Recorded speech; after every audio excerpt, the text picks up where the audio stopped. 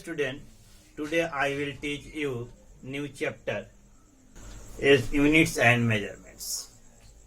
नए चैप्टर में आगे बढ़ने से पहले हम आपसे एक रिक्वेस्ट करेंगे कि आप हमारे चैनल को जरूर सब्सक्राइब करें और बेल आइकन को ऑन कर दें ताकि जब भी हम कोई वीडियो ऑनलोड करें तो आपको सबसे पहले आपको मिले। आइए आगे बढ़ते हैं। Units and measurements. First, the physical quantity. What is the physical quantity? Those quantities which can be measured directly or indirectly, and in terms of which the physical laws can be expressed is called physical quantity. Physical quantity we can divide into the two parts: fundamental physical quantity and the derived physical quantity. Fundamental physical quantity are those physical quantities which do not depend on others.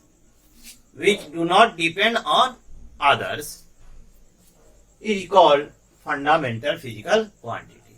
Derived physical quantity are those physical quantities which depend on the fundamental physical quantity. Now we come on the units. What is the units? A standard reference of the physical quantity used to measure of same kind. यानी हम एक standard physical quantity की एक ऐसी standard जो है हम reference लेते हैं जिसके संदर्भ में उसी तरह की फिजिकल क्वांटिटी को मापा जा सके, उसी को हम क्या कहते हैं? यूनिट्स कहते हैं। यूनिट्स को हम दो भागों में बांट देते हैं, फंडामेंटल यूनिट्स और डिराइव्ड यूनिट्स। फंडामेंटल यूनिट्स 7 होते हैं, 7 there are 7 fundamental units. First, सबसे पहले हम जान लें फंडामेंटल यूनिट्स कहते हैं किसे।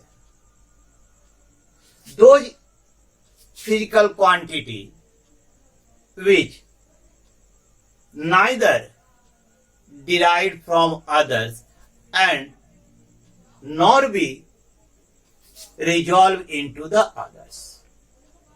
यानी वैसे फिजिकल क्वांटिटी, वैसे यूनिट्स जिसे हम किसी दूसरे से डिराइव भी नहीं कर सकते और उसे दूसरे पे रिजॉल्व भी नहीं कर सकते, यह बिल्कुल इंडिपेंडेंट होता है, स्वतंत्र होता है। इसको हम फंडामेंटल यूनिट्स कहते हैं। फंडामेंटल यूनिट्स हमारे पास 7 फिजिकल क्वांटिटी होते हैं जिनके 7 जो है यूनिट्स होते हैं एसआई में, और 2 सप्लीमेंट्री लिए गए हैं, 2 सप्लीमेंट्री। डिराइव्ड यूनिट्स उसको कहते हैं those units of physical quantity which are derived or the base on the fundamental units. यानी वे फिजिकल क्वांटिटी जिनकी यूनिट फंडामेंटल यूनिट्स पर निर्भर करती है, यानी उनसे डिराइव होती है, उसे हम डिराइव्ड यूनिट्स कहते हैं। हमारे पास 7 जो है फिजिकल फंडामेंटल यूनिट्स है, फंडामेंटल फिजिकल क्वांटिटी है, जिसे हम बेसिक भी फंडामेंटल बेसिक क्वांटिटी भी कहते हैं। जैसे लेंथ एक बेसिक फिजिकल क्वांटिटी है। इसकी जो है एसआई में जो यूनिट होती है वह होती है मीटर और इसका सिंबल होता है एम। ठीक उसी तरह सेकंड है मास की जो एसआई यूनिट होती है वह है किलोग्राम, और सिंबल होती है केजी। उसी तरह थर्ड है टाइम की जो एसआई यूनिट होती है वह है आपका सेकंड और सिंबल होता है स्मॉल एस। उसके बाद है टेम्परेचर जिसकी जो है एसआई यूनिट होती है केल्विन और सिंबल होता है कैपिटल के। उसके बाद इलेक्ट्रिक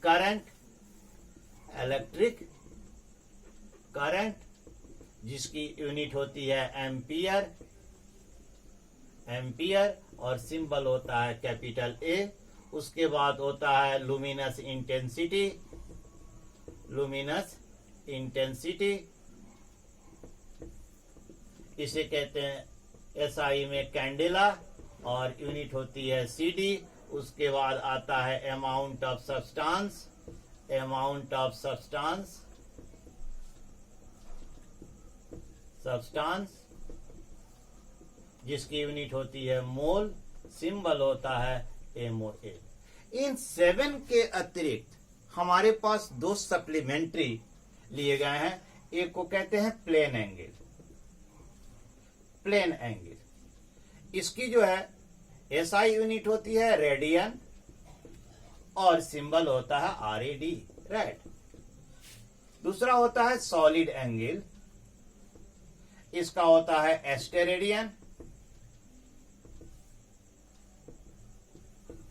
एस्टेरेडियन, और इसकी सिंबल होती है SR।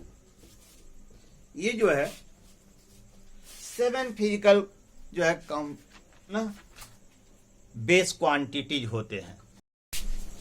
मेजरमेंट्स क्या है? Measurements, what is the measurement? Measurement of a physical quantity is the process of comparing this quantity with a standard amount of the physical quantity. यानी मेजरमेंट जो है किसी भी फिजिकल क्वांटिटी की जो मेजरमेंट है वह एक प्रक्रिया है जो किसी एक स्टैंडर्ड फिजिकल क्वांटिटी से उसकी तुलना की जाती है। इट कॉन्सिस्ट 2 थिंग, इसमें 2 चीजें होती हैं। सबसे पहले साइज ऑफ द यूनिट, यानी यूनिट की साइज क्या है। दूसरा न्यूमेरिकल वैल्यू और द मैग्नीट्यूड, अर्थात number of the units, number of times, कितनी बार that units involve in that quantity. जो मेजर किया जाता है उसमें वह क्वांटिटी कितनी बार उसमें इन्वॉल्व होती है। यानी measure of physical quantity, measure of physical quantity equal to number of times, है ना, यानी numerical value. Number of times में numerical value into size of unit. यानी मेजर फिजिकल क्वांटिटी Q है, न्यूमेरिकल वैल्यू N है और size of unit U है, तो Q इक्वल टू NQ। यहां एक चीज हमें ध्यान देने की जरूरत है। साइज ऑफ यूनिट यदि बड़ा है तो जो न्यूमेरिकल वैल्यू है वह छोटा होगा। यदि साइज ऑफ यूनिट छोटा है तो न्यूमेरिकल वैल्यू बड़ा होगा। जैसे आप एग्जांपल से समझें, मीटर, सपोज दैट वी से the 5 metre means 500 centimeter, means 5000 millimeter. Meter is the size of unit, centimeter is also size of unit, and millimeter is also size of unit. But the centimeter, the size of unit is smaller than the size of the unit meter. So the numeral value is more, 500, and in meter is only 5. Comparing with this 5000 mm, that is if compare with the centimeter and millimeter, millimeter is the smallest unit, so the size of numeral value is the more. Then we can say the numeral value n is inversely proportional to the size of the unit. इसका अर्थ हुआ larger the value of the size, smaller be the numeral value, smaller be the unit, size of unit larger be the number of numerical value. Now we come on the system of units. We come on the system of units. System of unit, a set of the fundamental units in terms of which all the physical quantities are expressed is known as the system of the units. We have first system of unit, CGS. The length is measured in centimeter, mass is measured in gram, and time is measured in second. It is a metric system. Second is the FPS. FPS. It is the British system of the unit. F, length is measured in foot, mass is measured in pound, and time is measured in second. It is not a metric system. It is the British system of the unit. Third is MKS unit. It is a metric system unit. Length is measured in meter, mass measured in kilogram, time is measured in the second. The fourth one is now, it is the advanced SI unit. The full form, the system of international D units. The two metric system, CGS and MKS, which is improved and advanced, which come into the existence a new system of the unit known as the SI unit, which is adopted which adopted in 1960. इसे 1960 में अपनाया गया. SI unit is a coherent system of unit. Question है कि इसे coherent system of units, तो इसका अर्थ है कि कोहेरेंट सिस्टम है क्या? It is a system of unit which based on a set of the fundamental units from which all derived units can be obtained by a simple multiplication or division without introducing any numerical factor. कहने का अर्थ यह है कि यह एक system units है, एक set of fundamental units है, जिससे हम सभी जितने डिराइव यूनिट्स है उनमें हम डिराइव कर सकते हैं, उसमें केवल साधारण मल्टीप्लिकेशन या डिवीजन प्रोसेस अपनाकर, बिना किसी न्यूमरल वैल्यू फैक्टर लगाए. एसआई यूनिट्स की एडवांटेज क्या है? उसका advantage, what is the advantage of SI unit? Advantage of SI units. क्या एडवांटेज है? सबसे पहला है कि यह जो है यह एक कोहेरेंट सिस्टम ऑफ यूनिट्स है. यह जो है दूसरा है, यह एक मैट्रिक सिस्टम है. यानी इसका अर्थ यह है कि multiple and some multiples can be expressed into the power of the tens. यानी 10 के पावर में हम जो है इसे एक्सप्रेस कर सकते हैं. थर्ड है, it is the absolute system of the unit, and the fourth, it is internationally adopted. This system is internationally adopted. ये जो है इसके 4 मुख्य हमें लाभ है. किसी भी यूनिट्स को जब हम किसी भी फिजिकल क्वांटिटी की यूनिट्स के लिखने के लिए जाते हैं तो उसके कुछ रूल्स होते हैं, कुछ उसके नियम होते हैं. हम ऐसे ही नहीं लिख सकते कि आखिर उसके नियम को हम कैसे लिखेंगे. तो सबसे पहला जो है उसमें जब हम किसी यूनिट्स को लिखने के लिए जाते हैं तो उसमें हमें सबसे पहले स्मॉल लेटर का प्रयोग होना चाहिए। Should be small letter should be used as the symbol of the units. दूसरा जो होता है the symbol of the unit should not followed by full stop.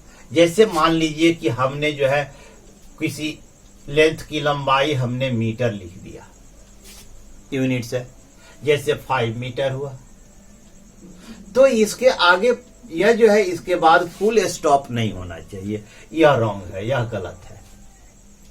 जैसे हमने लिख दिया 10 किलोग्राम, तो इसके बाद जो है फुल स्टॉप नहीं होना चाहिए, यह गलत है। It does not followed by full stop. Third, initial letter, जो शुरुआत लेटर है किसी भी यूनिट्स का, वह कैपिटल होगा तब यदि वह यूनिट किसी साइंटिस्ट के नाम पर दिया गया।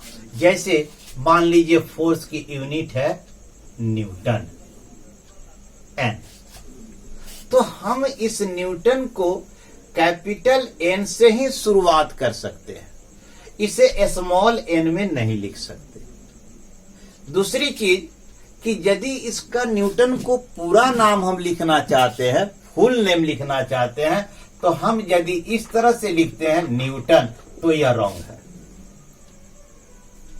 If you write the full name must be start with the small letter Newton, this is the correct. Similarly हम एम्पियर लिखते हैं, ampere. If you start with the capital letter, it is, if you start the capital letter, that means this ampere is the name of the scientist, not it is the unit of the current. You want to write the unit of the current, the start should be the small letter, ampere. If you write in the symbol, then we put a capital letter A.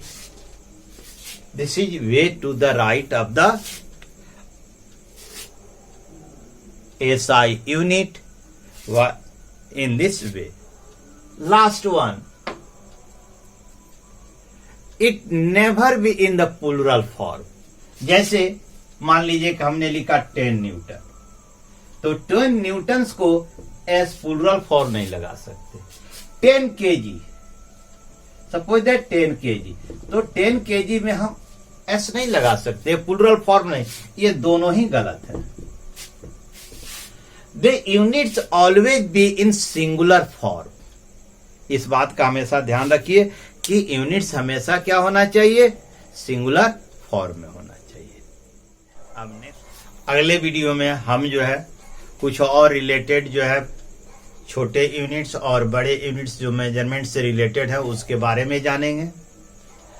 और एक चीज हम आपको बता दें कि इस जो भी टॉपिक्स हम पढ़ाते हैं, इस सारे टॉपिक्स की नोट्स हम आपको डिस्क्रिप्शन में है ना PDF फाइल के रूप में हम दे देते हैं।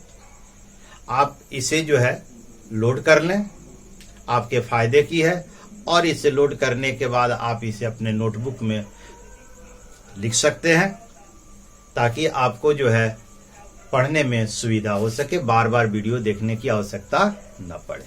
थैंक्स।